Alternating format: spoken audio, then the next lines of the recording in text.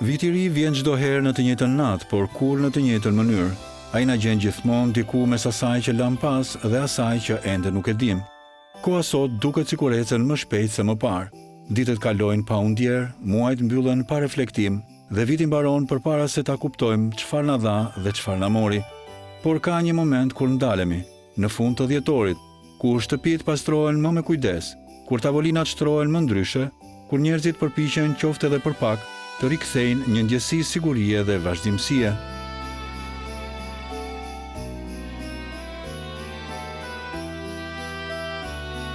Në traditën shqiptare, viti i ri nuk është vetëm një ndërim datash, është një rit kalimi, një moment kur e vjetra mbyllet dhe e reja pritet me shenja konkrete, materiale dhe të prekshme. Shtëpia pastrohet nga themeli, jo vetëm për rregull, por sepse besohet se viti i ri duhet pritur në një hapësirë të pastër, pa mbetje nga viti që ikën.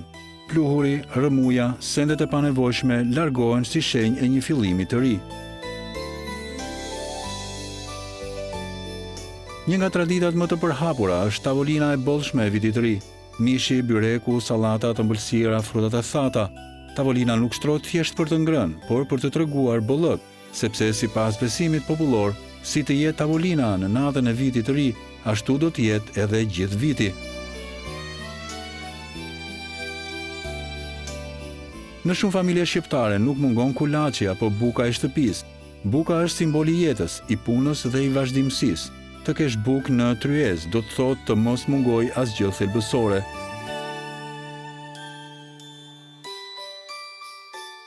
Një tjetër rit i vjetër është edhe mbajtja e parave në shtëpi. Në disa zona besohet se nuk duhet të shpenzosh para në natën e vitit të ri, që viti të mos nis me humbje. Disa vendosin monedha ose para në xhep si simbol i mbarësisë dhe i begatisë.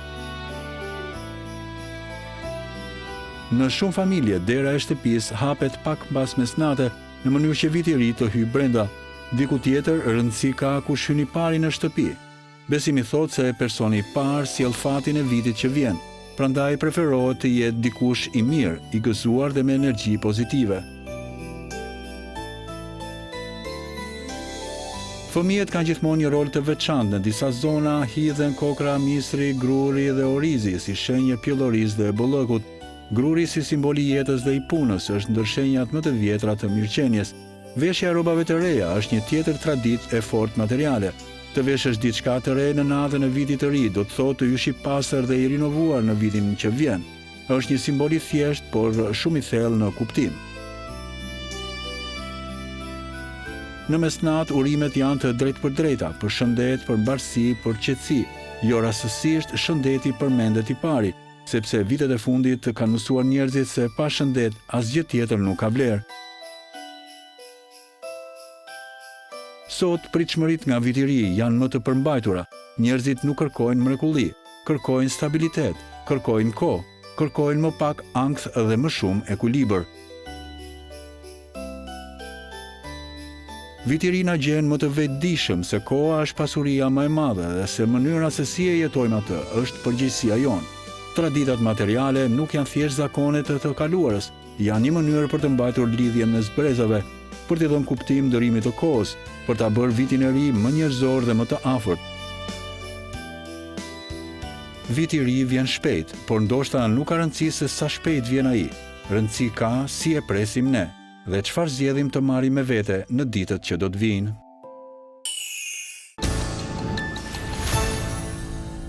Festat janë momentet më të bukura për të gjithë ne, për t'i kaluar me familjen dhe për të festuar së bashku. Sot në ditën e ndërrimit të viteve, punojësit e radio televizionit shqiptar janë në krye të detyrës, por unë do ju prezantoj disa prej tyre, do ju shkojmë në vendin e punës dhe i ndjekim së bashku. Ishte 2025 për ju, cilë është qëllimi që keni dhe në 2026? 2025 ka qenë relativisht një vit edhe sfidues, edhe i vështirë, por edhe i bukur. Natyrisht jeta të jep të gjitha koloret e saj, jo vetëm siç janë stinët e vitit, mendoj që është edhe stina e jetës, edhe në stinët e jetës njeriu kalon shumë momente. Kalon shumë momente të bukura përgjatë punës, kalon shumë momente jo vetëm të bukura, por edhe emocionuese në familje, që kjo është shumë e rëndësishme, sepse të gjithë presin punë dhe shëndet më shumë, presin punë dhe para më shumë, por shpesh herë harrojmë që familja është baza dhe është vëmendja e shtuar që ne duhet t'i japim njëri tjetrit në këto kohë postmoderne ku roli i familjes shpesh herë shuhet ose nuk diskutohet aq shumë në media. Kjo është një gjë që në fakt media duhet të bëhet. Flasim më shumë për rolin proaktiv që ka familja, prindërimi, të rinjt, mendoj se ky vit ja ka vlerëtur të jetohet, mendoj se. Dhe një urim do donim nga ju për të gjithë teleshikues.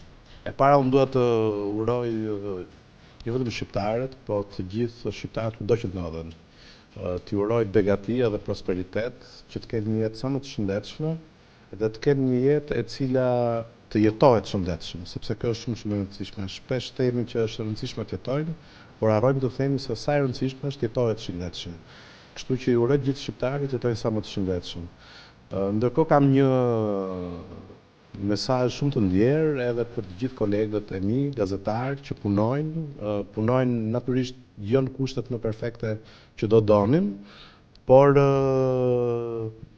ajo që vlen përmendet në këtë rast është fakti se kolegët të bëjnë një familje të dytë. Sapo na u bashkua edhe Bona, që unë kam edhe kolege dhe po flisim natyrisht për kolegët, shumë e rëndësishme, siç e thash, të jetohet shëndetshëm, por t'i duam shumë kolegët edhe të bëjmë maksimumin duke bashkëpunuar me njëri tjetrin, sepse realisht me kolegët jo vetëm që ndihesh mirë, por edhe sakrifikojmë bashkë, edhe kjo është shumë e rëndësishme. Ky është misioni edhe i ndjezit, jo vetëm sakrificë, por edhe informacion. Gëzuar të gjithëve, gëzuar stafit tim të mrekullueshëm, të Mëngjes Shqipëri, gëzuar familjes time, dhe në veçanti bashkëshortit tim, dhe gocës time të bukur, Arbesi, gëzuar të gjithëve. Gëzuar familjarisht, gëzuar. 2025, një vit i bukur, por edhe i lodhshëm. Megjithatë uroj shumë që 2026 të sjellë momente edhe më të bukura, momente të cilat të na surprizojnë, por na surprizojnë për mirë. Një gëzuar për të gjithë shqiptarët dhe gjithashtu Mirëmëngjes Shqipëri. Unë uroj gjithë shqiptarëve gëzuar 2026 të kenë harmoni, shëndet dhe në familjet e tyre. Si ishte 2025 për ju dhe cili është qëllimi juaj 2026, duke qenë se sot ju kemi gjetur në vendin e punës? Si në çdo sektor, televizioni jonë ka pasur shumë punë.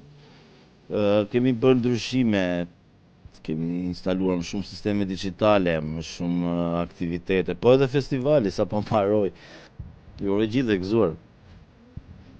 Ju uroj të gjithë shqiptarëve gëzuar vitin e ri, paqe dhe harmoni në familjet e tyre, gjithashtu dhe kolegeve dhe gjithë kolegëve të mi, sa më shumë pozitivitet në punën që ne bëjmë për ditë, edhe se sot në datën 31 jemi përsëri në marrëdhënie pune, dhe duke filluar që me datën 1 ne përsëri do të jemi këtu, dhe uroj të gjithëve një vit të mbar dhe t'ja kalojnë gëzuar dhe të kenë paqe në familjet e tyre.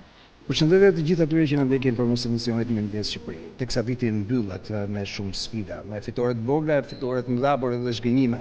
Është koha të japim vlerë atyre që na bashkojnë si njerëz, shpresës, dashurisë dhe natyrisht edhe dëshirës për një nesër më të mirë.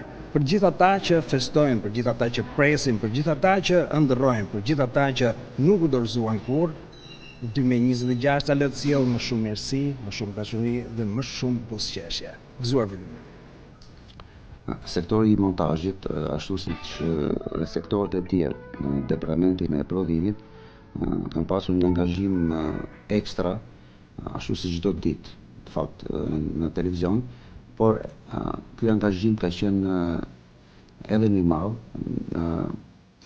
gjatë festave të fundvitit, për të qenë më afër dhe për të sjellë cilësinë e duhur në ekranin televiziv për teleshikuesin ton publik.